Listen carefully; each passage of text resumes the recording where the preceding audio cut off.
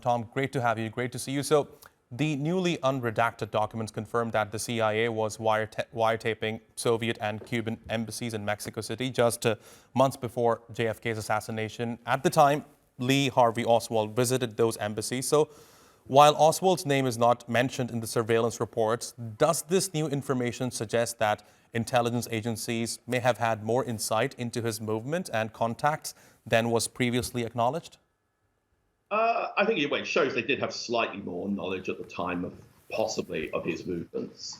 And I think I think the big news is lack of news, which is what I would have expected. There's very little new information, particularly very little new information that's important for the assassination, like the America spying on Soviet embassies in a neighboring country, who of course were massively engaging in espionage against the US. It's one of the least surprising pieces of news that's ever been released. So it's extremely unsurprising they were doing that. No one denies they had some knowledge of Oswald. They just thought what almost everyone who knew Oswald did, which was he was an extremely difficult loner who wasn't part of some big conspiracy. And I think the evidence is actually very and increasingly strong. He wasn't. He decided to shoot the president himself, and he was a very good shot. And in those days, they didn't have the security properly set up for him to shoot him. It was a cock-up, very similar to the near assassination of President Trump about less than a year ago, except for in this case, it hit him in the head and he died. He hit him, sorry, and he died. And Tom, the documents also reveal that U.S. intelligence actively explored efforts to remove Fidel Castro, including discussions on assassination. While some plans were ultimately shelved, there is evidence that Robert Kennedy himself was aware of those discussions. So how do these new disclosures refine our understanding of U.S. foreign policy and the extent to which political assassinations were considered as a tool during the Cold War?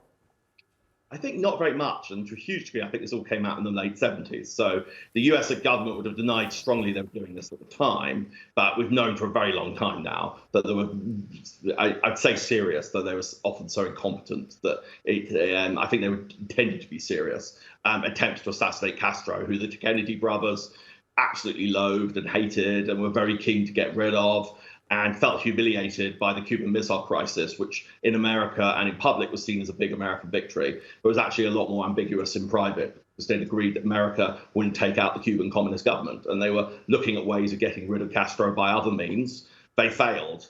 I'm not saying this is an interesting and significant history, but I would just say I think we knew all this already. And I actually think sometimes governments are too quick to release documents, but on sort of espionage documents, I think it's the other way round. But I think the fact this is just such a confirmation of what basically everyone already knew who was interested in this stuff, it's actually, I think, a vindication of releasing these documents, that there's no good reason why these documents weren't released years or even decades ago. It's sort of secrecy for the sake of bureaucratic embarrassment, rather than secrecy that actually pursues a legitimate national security objective. And Tom, among the newly released documents, we see that intelligence officials in 1968 were already anticipating public skepticism regarding Robert F. Kennedy's assassination, especially in connection to his brother's murder.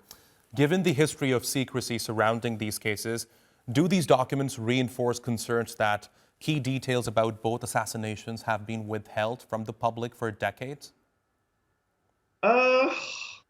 I mean, it's very unsurprising they were thinking that, because it's pretty amazing to have two brothers assassinated in somewhat similar circumstances, in both cases by relative loners, though less so in the case of RFK. It was a more straightforward. Oswald shot JFK out of probably general pro-communist, pro-Cuban sentiment.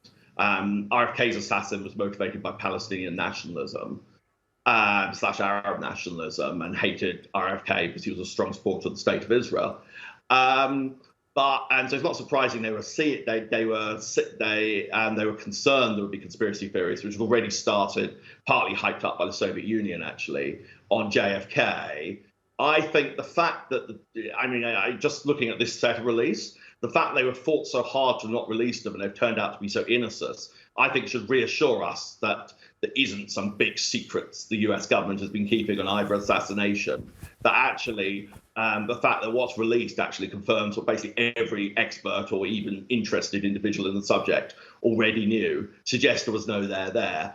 And I would say, as someone who studied the US political system for 20 years, the notion the US bureaucracy is capable of keeping the secrets of that level for decades just gives them an aura of competence that is completely unjustified. So like the FBI was massively infiltrated. One of their top men was a Soviet agent in the 1980s. The notion this is something which is capable of keeping a secret of that magnitude is just wrong. That's just not how the United States works.